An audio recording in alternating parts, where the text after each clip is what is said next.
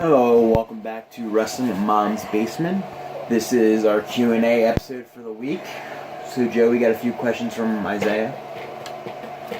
Let's get to them. Sorry, the biggest thing coming out of WWE last week.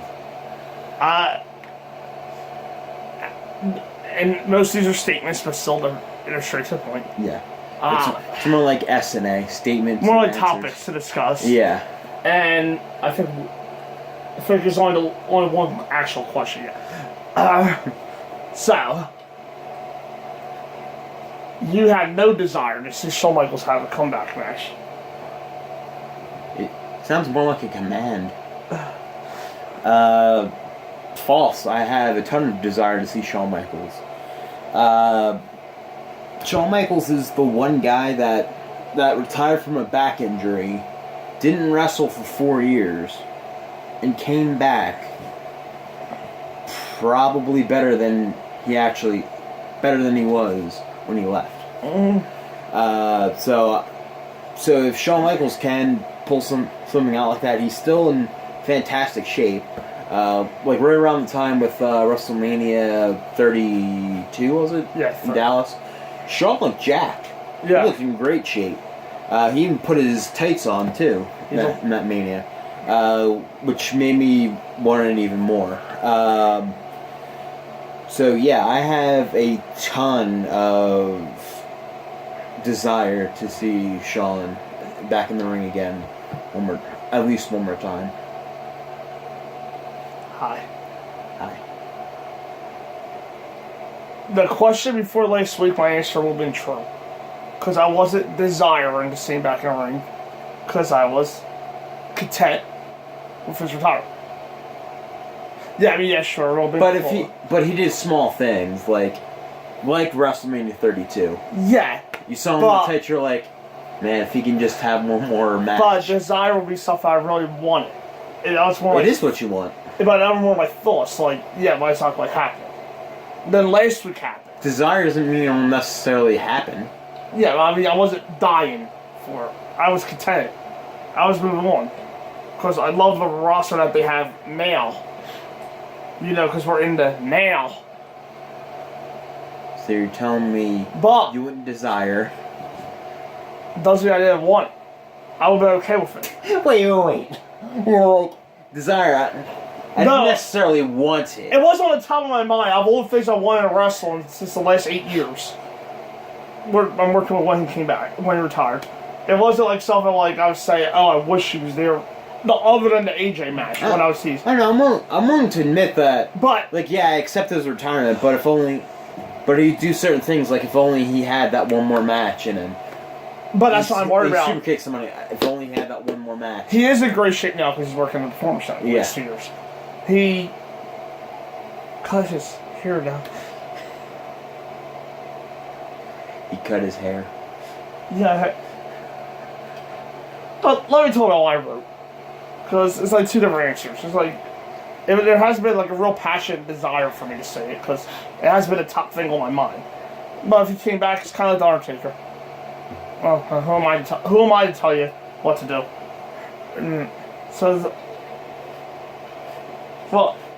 I think it's a little more than Taker.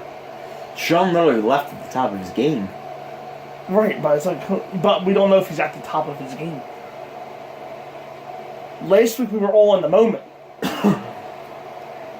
Other than sweet chin music, what else have we seen Shawn do every now and then when you get physical? And to be up my legend. We don't know if he's on the top of his game. That is what I'm trying to say. Let me preface it by saying he is, in my opinion, the greatest performer in history. I'm not saying he's the best wrestler because I know how that gets worked out. Everybody has different opinions on who the best wrestler is. But I'm talking about all-around performer in the ring. He's the greatest performer. In my opinion, he is the best in-ring wrestler of all time. But everybody that now started up a whole nother debate that could go with one QA in itself. So that one I'm just going to leave one. Greatest performer. His original heel run when he first broke up from the Rockers was compelling. His in-ring proudness from 10 to 12, WrestleMania 10 to WrestleMania 12, he was on top of the world. His DX heel run was inspired and great. Wayne May's comeback from 2002 to 2010, he was the best storyteller in the world. And I will go to my grave and say, no, I'm not dying anytime soon, so don't plan my funeral. I will go to my grave that his 3-on-1 performance at Survivor Series 2003 is one of the single greatest performances in history. In terms of his overall performance. As much as it would be cool to see him back in the ring, he is 53 years old. And so is The Undertaker. Yeah. And I know people are going to say, I'm using Undertaker here because I'm assuming that's what we're saying. Right? That would be the obvious. Going by the promo, yeah. That's what this question was for. Yeah. And I'm spending a lot of time on this question because I knew it was going to get a little debate here. That's why I wanted to do this one first. So we can fill the questions in one video. That's why I wanted to start off with this one.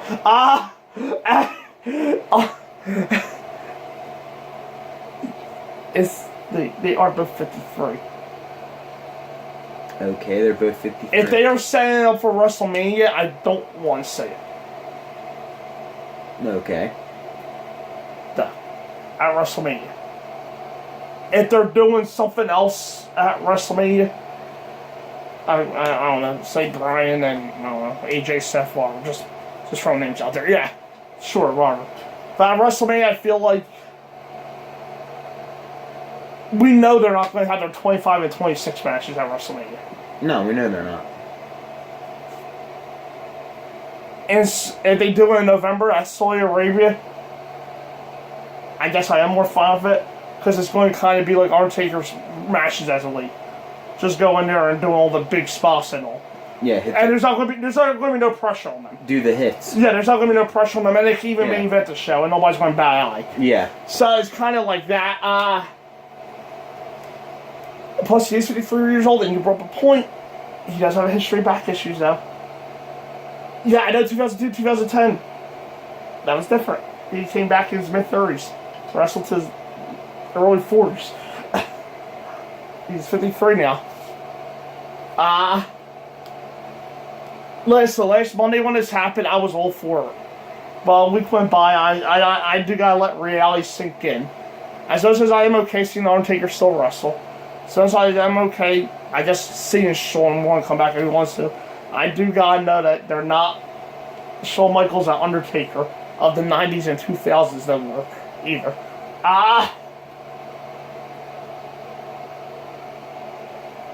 And he seems to be happily retired too. That's the thing that kind of bugs me about him coming back. Unlike some people, he doesn't seem happily. He doesn't seem like somebody that really wanted to come back all these years, and now randomly he wants to come back.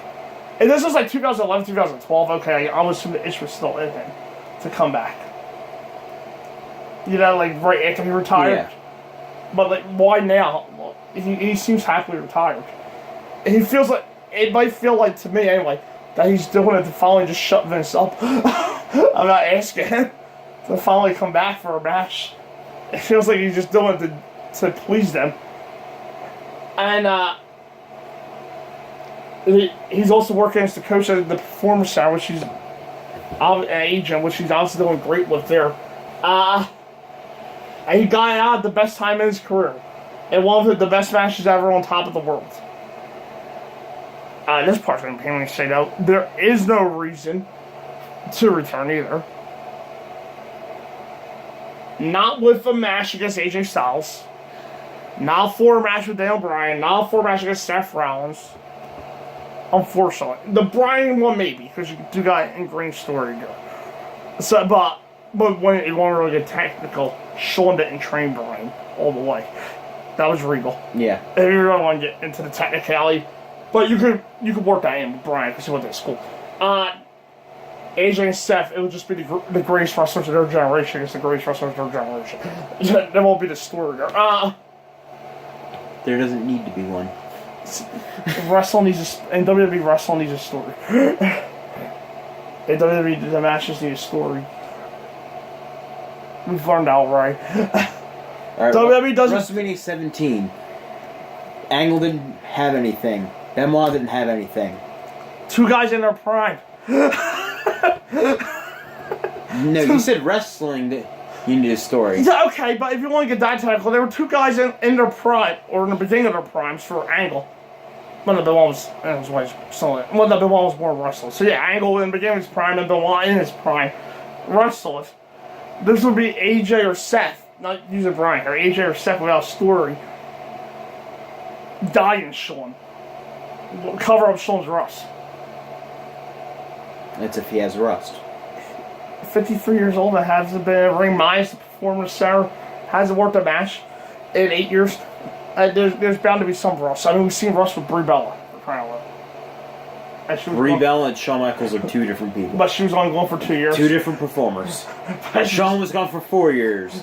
Came back better than he was before. But he was still wrestling. Even with the back injury. He was still around a ring. Like, he was still around it. You mean like the Performance Center? Yeah, but he's not. I don't think he's wrestling like 20-minute clinics. Or in the like. What 20-minute clinics? No, clinics did he wrestle between 2000? All right, 1998 and 1998 and 2002. Well, he didn't, but he had a desire to. Like, if he wanted to like skirmish around. Did Shawn, besides last Monday, did Shawn ever do the desire in the last 8 years that he was wrestling it? That he wanted to, not that the company wanted him to. That he ever give you any indication that he wanted to, besides last Monday. Okay, well. Besides working in the Performance Center. Okay, besides working in the Performance Center. So pre-2016, so. Because I think he started in 2016 in the Performance Center. No, he hasn't. But the point is, he said no to Vince for 8 years. And now's the time he's choosing. Maybe. Plus, wrestlers have a history of retiring. They've returned to ring to shell their former selves. So there is also that. Is that what people want?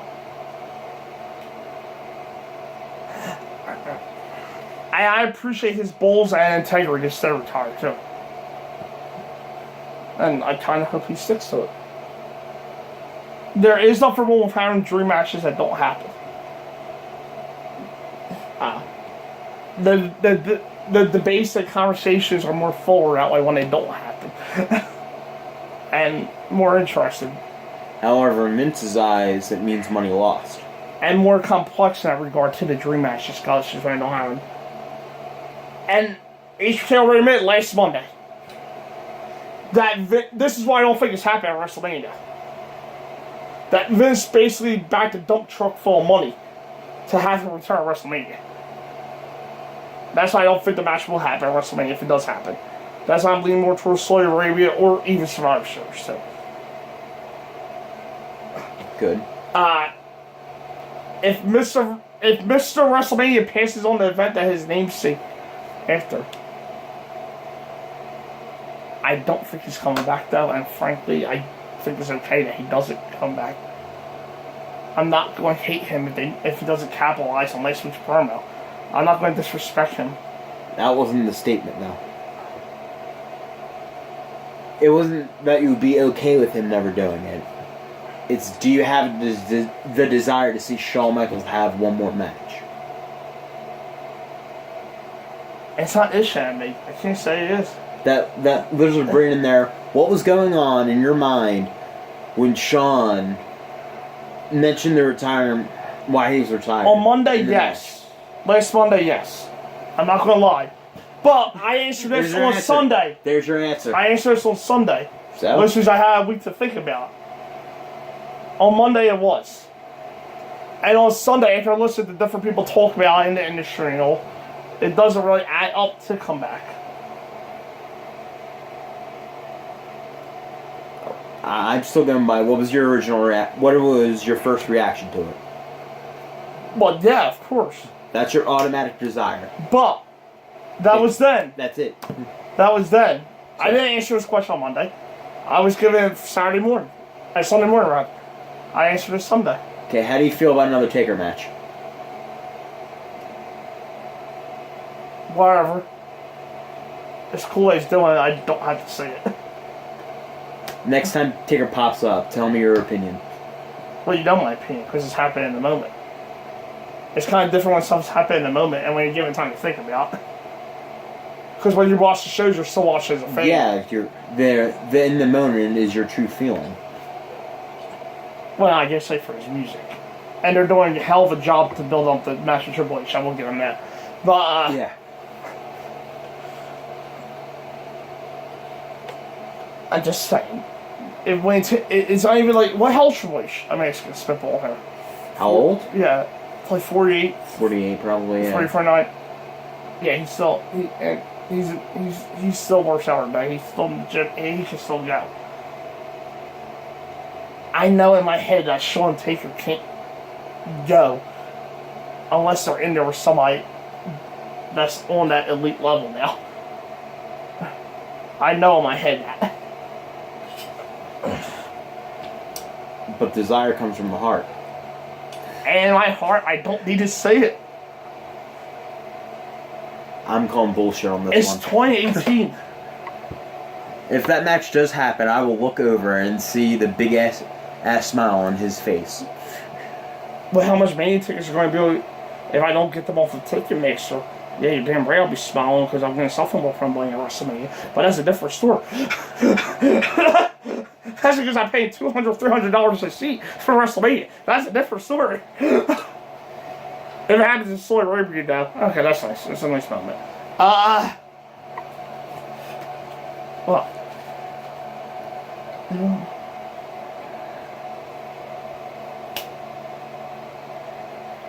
When we come on here to review the match, if it happens, because believe me, WWE has teased stuff before and then follow up for it. I never said the match should be as good as it was before. I'm saying the question is, do you have the desire to see it? But that match? A Shawn Michaels comeback match. It's gotta be the right person, the right time, the right feel.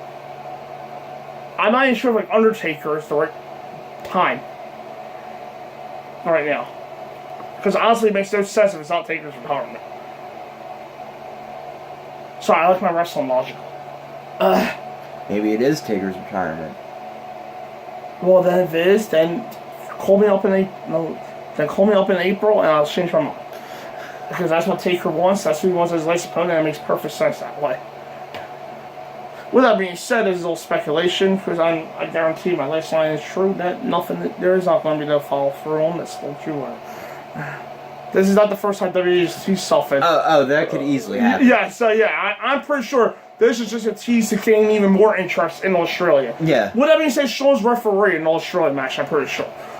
Shawn plays a part with that, but yeah. Shawn wrestling again, I'm pretty sure that was literally just a tease to get people's attention away from All In last week. Probably. Yeah, I think that's exactly what's going to happen. That is all it is. It's like 95% of me is going, no, there's no way he's done. But there's a 5% of me going, but he might be not. Yeah, 99% of me is... And a very happy 5%. 99% of me is pretty sure he's done. That 1% is... Well, they did leave it open, but we'll have to wait until after October 6th to see if they go that route. After Australia. But I'm pretty sure that was pretty much done on the roll after All In to take some attention away from All In a little bit. Because All In was the talk of the industry. Yeah. Well, what else is going to be the talk of the industry last week other than the guy who actually is retired, stayed retired, teasing, or coming close to agreeing to another match? Yeah. So, smart job there, Vince. You got us there. You got people talking. Just so you know, you're in 2018, though. You're allowed to focus on your current stores, so. Yeah, I know Brock's not around, Cena's not around, Rock's not around. You don't have to go digging for that force people to come out of retirement to wrestle, I'm just saying. Number 2, are you glad Mace Champion's been succeeded? I mean, I'm not unhappy that it's coming back, but I'm not necessarily like my heart's overflowing with it coming back. Are you saying you don't have a desire? I don't have a desire. Okay. I was perfectly okay with it never happening again. Oh, look at that. I'm allowed to say my opinion. Like, same exact way. No, you can write that down, but I don't think that's your true opinion. I'm allowed to say my opinion the same exact way. What, did you think by going opposite it'll get more time and maybe even hits on the video. That's why I did it, just to be different. Maybe. Well, you may know me too well. Who knows? I honestly don't really have that much desire to see Mixed Match Challenge. It's an extra thing. Some of the teams last year were fun, or earlier this year were fun. Like Alexa and Braun, Becky and Sammy I thought were a lot of fun as well. Miz and Asuka I thought were also just as fun. But it's not necessarily like we're going to get great in-ring material. It's more like stuff you would see on a house show that's televised, essentially. To me, it's not really anything special, just sort of fun moments that sort of don't really carry much weight. Yeah, I'm kind of the same, but it was a fun fair that actually took WWE out of its mundane trappings, though, and forced them to be a little bit more creative. One of the things I wish WWE would do is interact their talent more. Women with men, cruisers with heavyweights, which seem to be happening on Mondays now. Yeah. The isolation of talent as frustrating as there's already more possibilities to have these interactions. Already for this season, the R-Truth and Carmelo on their way to steal the show on SmackDown. Yeah. But just because their dynamic is so batshit insane and entertaining. Pat mentioned so Alexa and Braun had a partnership that fleshed out their characters. Asuka and Miz was able to amplify the Miz's arrogance and Asuka's dominance. Becky Lynch and Sami Zayn's partnership had a great bit of cat and mouse over philosophical differences, which would have totally paid off if Zayn was injured. Yeah. For as much as the matches were okay, now they're good. They weren't like matching your quality. The one that I did enjoy them more than anything, and maybe you would read this, was they allowed us to see new dimensions to the wrestlers in a more free, creative environment. Now, yeah. I'm hoping that the matches will be better with the lineup. It looks a little bit, and I anticipate the appearance of further motivation performers. It's definitely more unpredictable now that Asuka's winning streak no longer applies. But I would be shocked that the AJ and Charlotte pairing loses. Yeah, that's true. Unless their loss becomes a baseline for a major feud for both of them. Yeah, there's no way AJ and Charlotte lose. Yeah. For a Drake Maverick as the new manager, the author's opinion is a great idea. I wouldn't necessarily call it a great idea.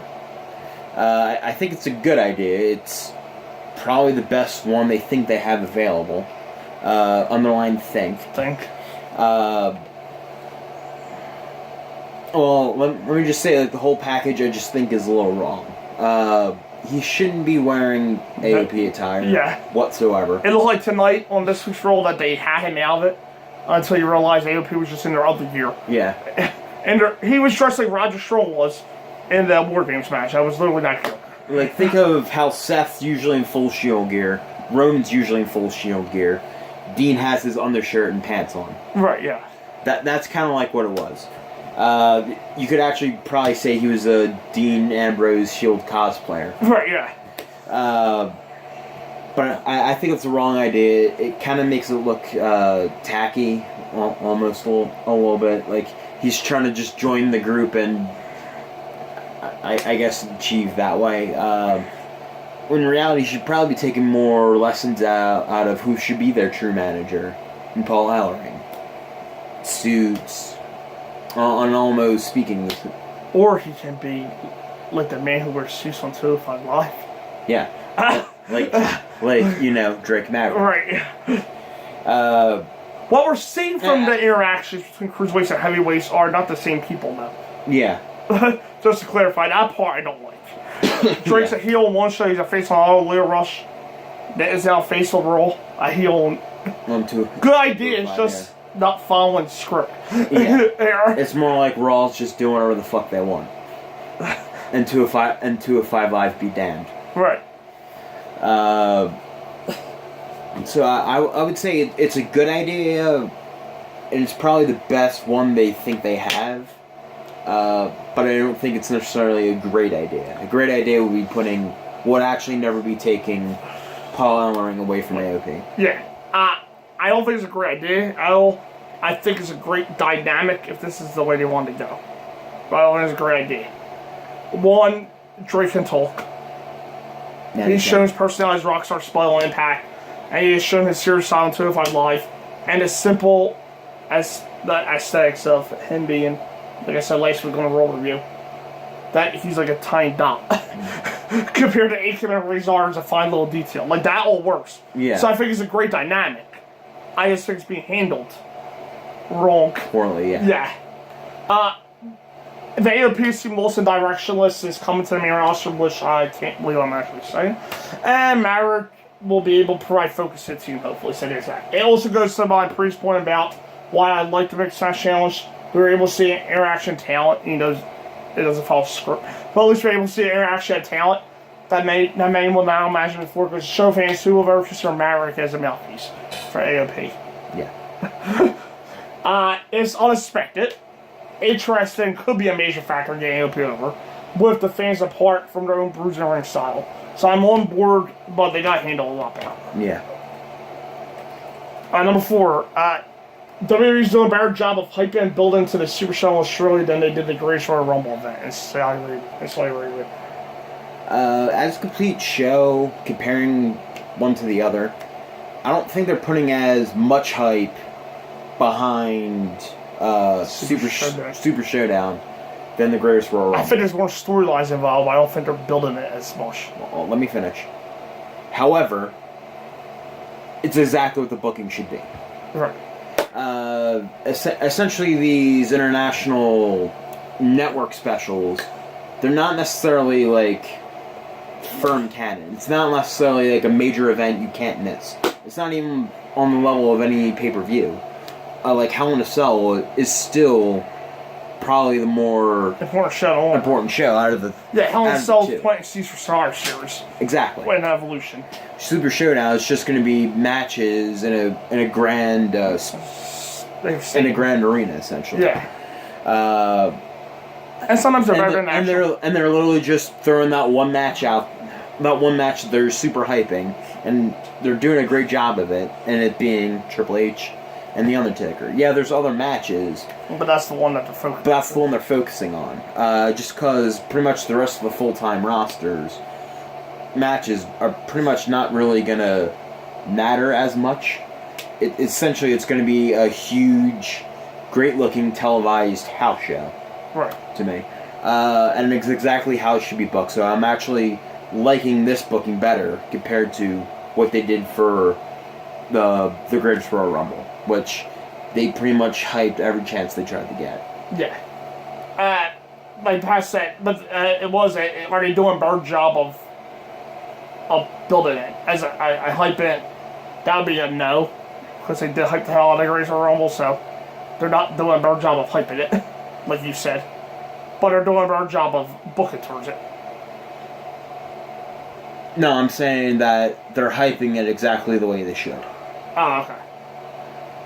They're building the hell of a primarily Triple H and Taker. Is proof positive of that. But WWE did treat the Greatest Royal Rumble like the second coming of WrestleMania this year, though. Yeah, they did.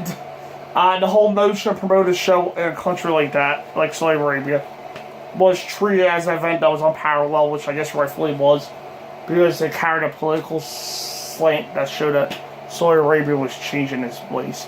So I guess that's why WWE had to promote the first one like that. Probably, yeah. And probably Australia wasn't giving nearly as much money as Saudi Arabia was. Right. The Super Show in Australia is a big deal, and WWE is pushing it hard now. I guess the Greatest Royal Rumble had more stakes to it than the WWE, because it was the first really major show outside the United States in some time, I want to say. In the 3 years, I think, since Beast and East.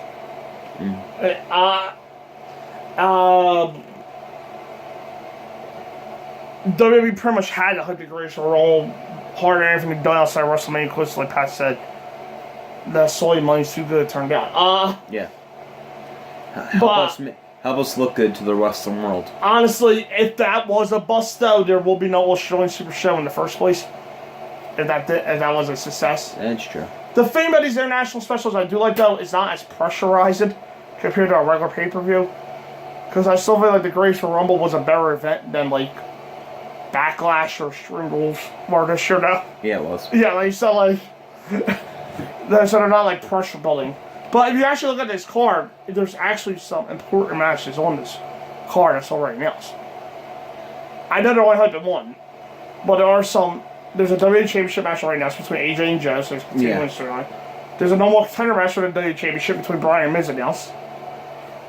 There's a Cruiserweight title match. Cruiserweight title match between Cedric and Murphy, and the SmackDown Women's title was announced last week with the Becky and Charlotte, and the SmackDown Tag Team title match between the New Day and the Bar, and a Asuka and Naomi against Iconics, which I understand why that's not going to get a lot of build, and match I forget the least. Cena's return to television. Yeah. Cena and Lashley, I believe, is against Elias and Owens. Mm-hmm. So on paper, there's actually some. Grace and Rumble was more thrown together card that they hyped the hell out of. That was my problem. They were hyping the hell out of a thrown together card. And they pretty much knew Saudi Arabia would just eat it up. This was more like this is a story based show that they're not building. Yeah. But they're treating it right. Because it shouldn't be the major focus with Hell in a Cell, Evolution, and Survivor Series come up. It shouldn't be the major focus. Now, Raw, you would think Taker and Triple H is happening on something, but that's another story. Yeah. Next video, let's do questions. See you then.